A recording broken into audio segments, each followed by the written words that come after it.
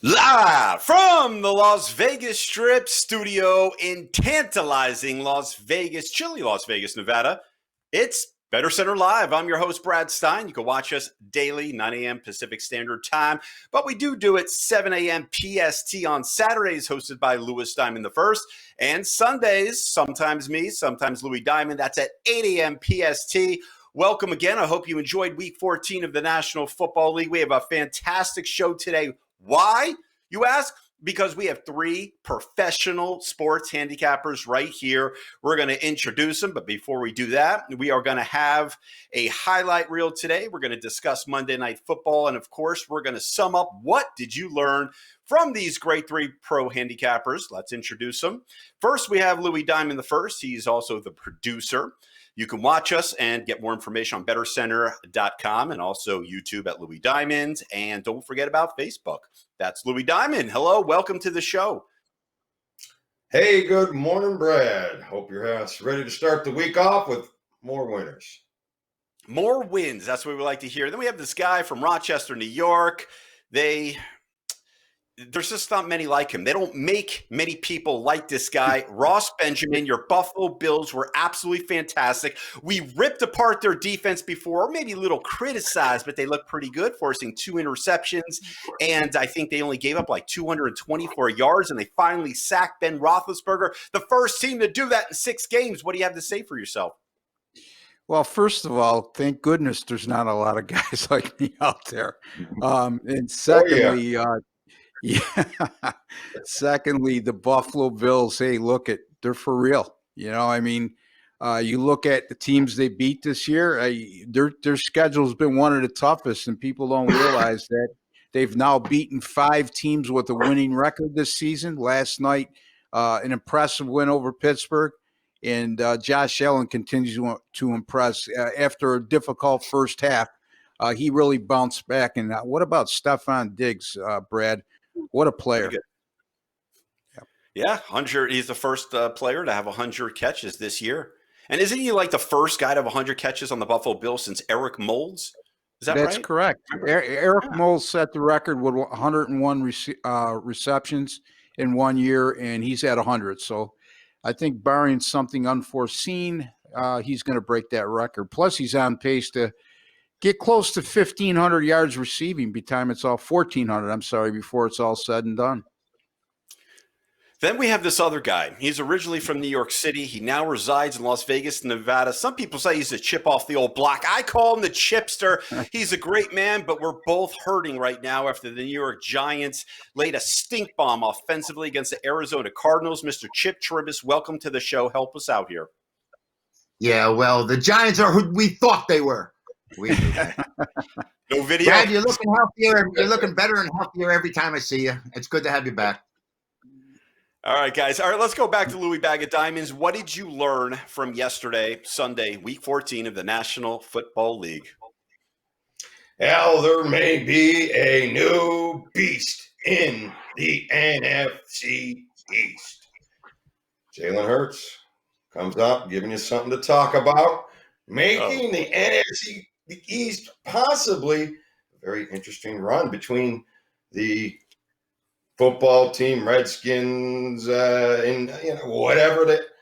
But between that, Washington and Philadelphia and the Giants, we may have some exciting football that comes out of there to end the season. So I'm learning that I got to keep my eye on it, and I got to keep my eye on Mr. Jalen Hurts.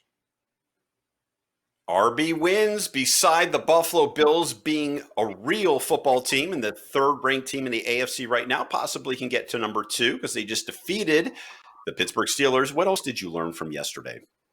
That Minnesota needs a field goal kicker, whatever. They lose 26-14. They were plus 6.5. Dan Bailey went 0 for 3 on field goal attempts yesterday. Also missed an extra point. And not so much that he missed all 3, but he missed all 3 terribly. And boy, oh boy, that cost me a cover. The Miami Dolphins, their defense has received a lot of accolades nationally this year. Some of it rightfully so, but in my eyes, they're an overrated defense. They've now played 5 teams with winning records this year, And they did go 2-3 in those games, Brad, but they gave up 524 yards to Buffalo, 441 to Seattle, 471 to the Rams, 442 to Arizona, and 448 to Kansas City. If indeed they make the playoffs, that looks like a team that's going to make a quick exit based on those numbers, because they're definitely going to face a winning team at that particular juncture in time. So, and we talk about parity in the NFL, and that's true. Every week we see why there's so much parity in the NFL when unexpected results come in. But, there's no parity between the AFC and NFC right now, Brad. We got 9 teams in the AFC right now that have a winning record. In the NFC, 10 of the 16 teams have losing records. So that's all I got for you. Yeah, I got one more for you. Dan Bailey made NFL history. He becomes the first kicker since 1961 to miss 3+ field goals and 1 extra point in a game without making one. That's the most disgusting, disturbing thing I've ever heard. Chip, please help us out again. What the heck did you learn from yesterday? I learned that our beloved Giants aren't all that good. And they're probably going to end up in the basement because Dallas may come alive. We know Philadelphia has some energy now with Jalen Hurts running the show. And Washington is a lot more solid club than people realize. And I think the Giants are headed for the cellar in the NFC East. Oh, that's a little sad. Hey, just a quick note, Brad, that Alex Smith got hurt yesterday, and it looked like the leg that he originally hurt in that horrific injury. That's bad news for Washington. I mean, I know their defense is top notch. Boy, oh boy, what a player Chase Young is. But it looks like it's a possibility they're going to have to go with Dwayne Haskins the rest of the year. And I don't know that for a fact. I got to look at the report. So that could be a major factor going forward. Oh, yeah. Yeah, well, that will be a major factor. Yeah. Probably. But they need to know what they have in Dwayne Haskins. They did draft him top 10 a couple years ago. He's a great kid. I interviewed him. Well, I don't think Ron Rivera is thrilled with him. You know what I mean? It wasn't his guy. He wasn't drafted in his tenure. So I don't think he has the loyalty to that pick compared to a coach that had been there and had some say in bringing him in, Brad. Does that make sense? Right. Yeah. I absolutely. would think that Haskins is an automatic go against from what I've seen out of him. And he will hurt that Washington team. So, boy, oh, boy, I guess after that makes my comment about Jalen Hurts maybe something that we need to look forward to. Giants, Chip says Giants are done.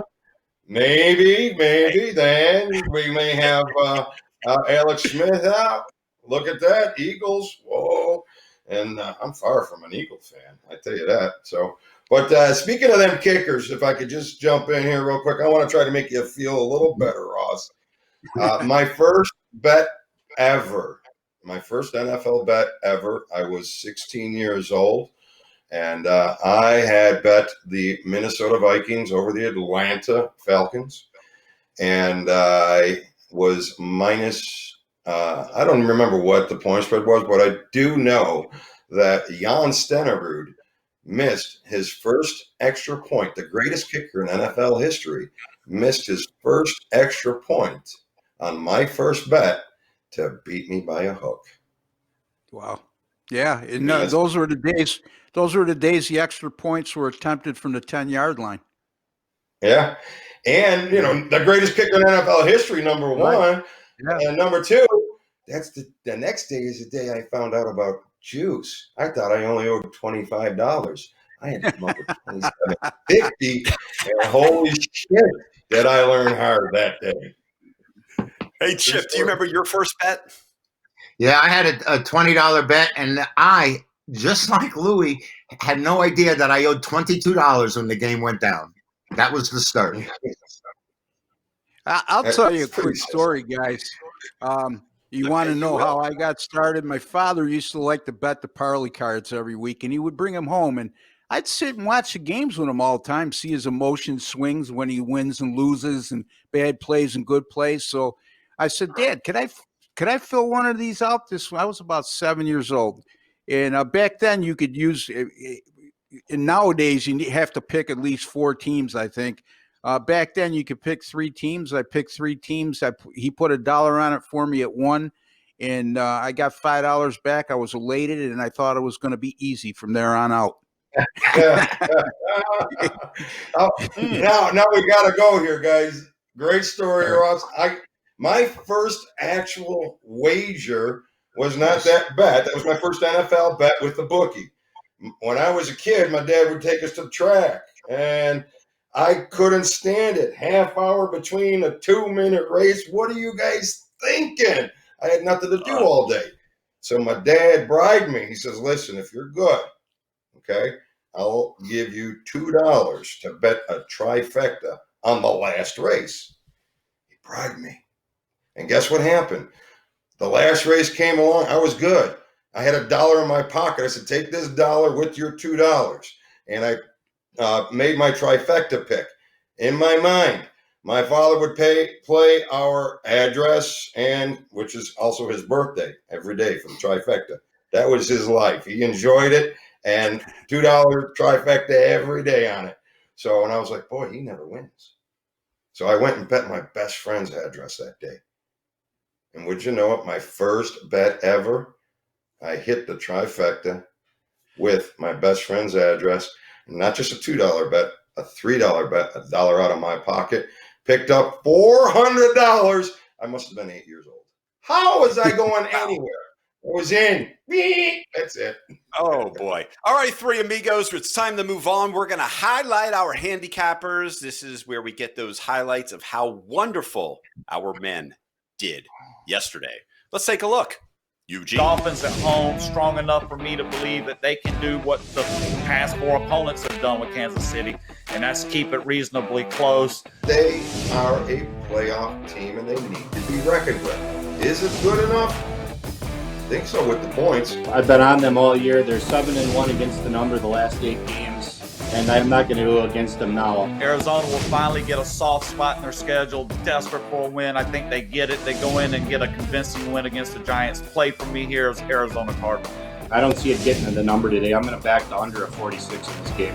I'm going to not waste a ton of time. I'm playing Detroit this game. I liked them last week. Coach, they won the game.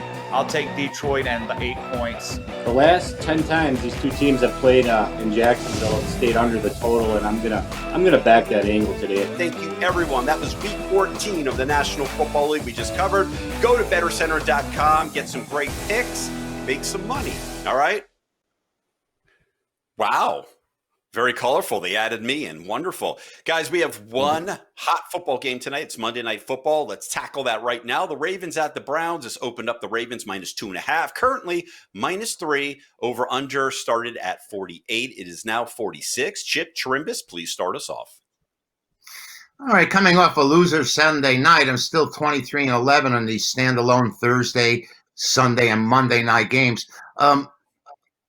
Cleveland's got a lot to play for, even though they're 9-3 here, and it would seem like the Ravens are more desperate. But I think the motivation for the Browns is going to be from opening day, when they just got annihilated. I believe it was 38-6 by these Ravens, and they really were never in it and never had a shot. I think they may have a little motivation here because of the way they were handled.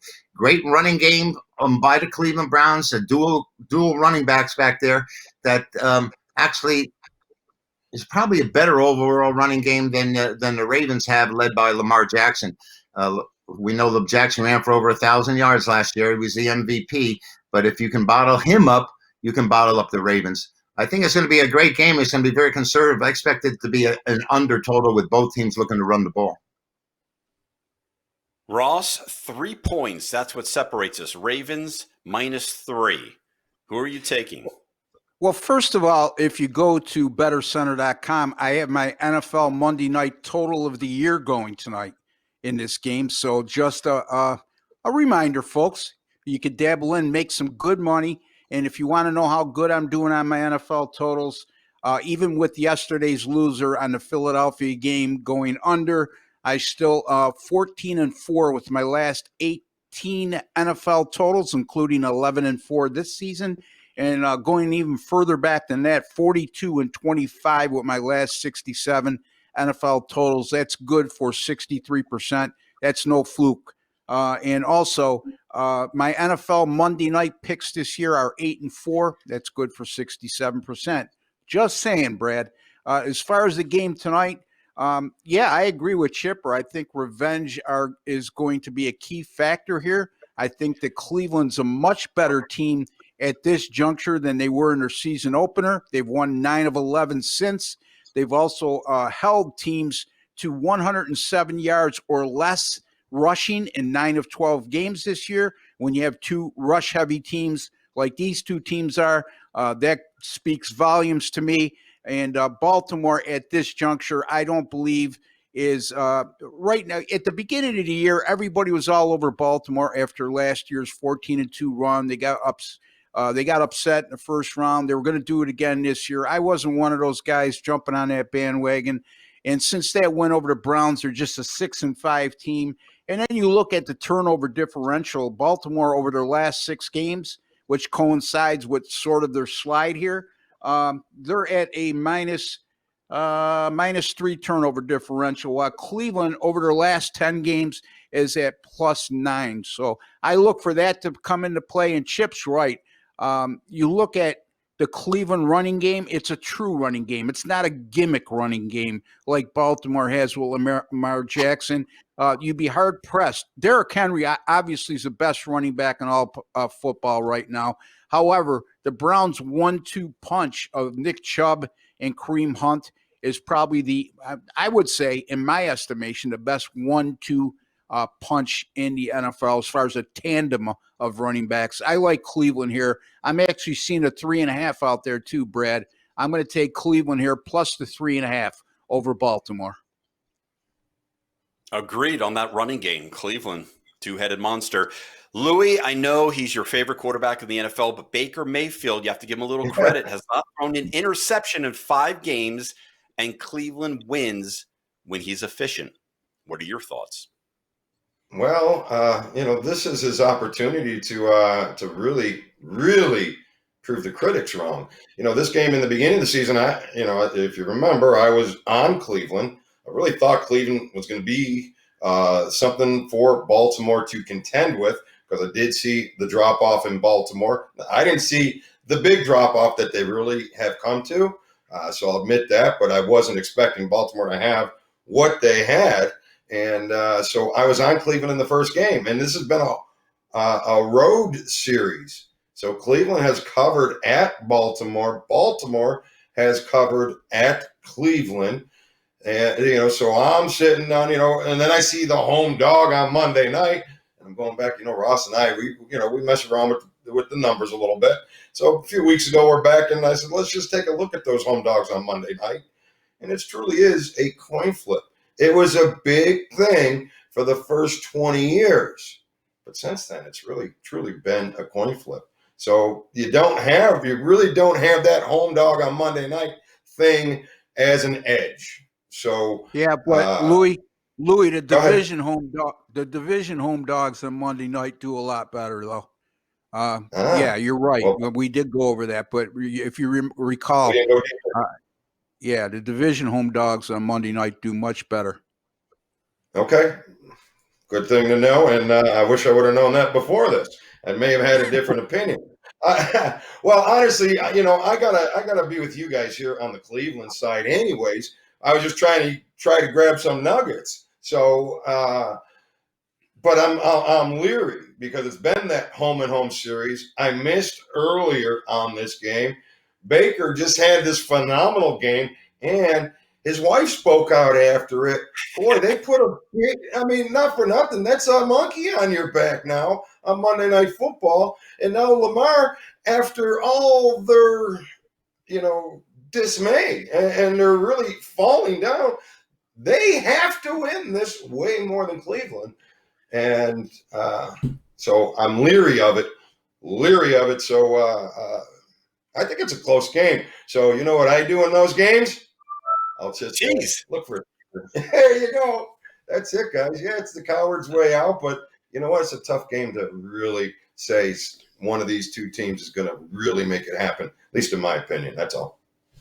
Chip, are you surprised Baltimore losing 4 out of 6 games and Cleveland playing so well that Baltimore's favored by 3? Well, the fact that they're favored here the way they are, I'm a little surprised at. But Baltimore's had so many issues with the viruses and who was playing and practices that they didn't have and rescheduling. I am kind of surprised they are favored here with all those things factoring in.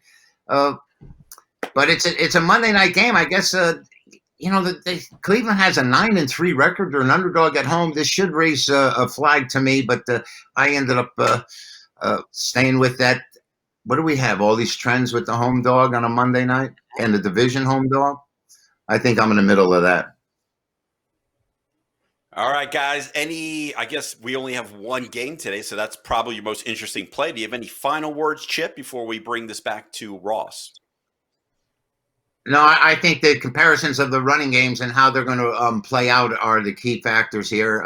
Can you stop Lamar Jackson from running? Is Ingram going to be back for the Ravens or whoever they have as their I think they put a few running backs on the shelf, so whoever was their secondary runner compared to Jackson is going to have a good day, because I just see this Chubb and this Hunt as running wild once again. These guys just have the best running game and duo balance running game in the league. Yes, they certainly do. Ross, any final words, final thoughts, or most interesting play of the day? My most interesting play today is the one I have up for sale, Brad. I have my Monday night total of the year, folks. Again, I'm going to repeat myself. That's my Monday night total of the year. 14-4 the last 18. 42-25 with my last 67 NFL totals picks. That's a pretty good sample size and a pretty good win percentage at 63% over 67 plays. So again, folks, NFL total of Monday night total of the year. Going tonight, 8-4 with my Monday night picks this year. This by far is the strongest of all those 13 picks. Thank you, Ross. And Bag of Diamonds, most interesting play, final words, go.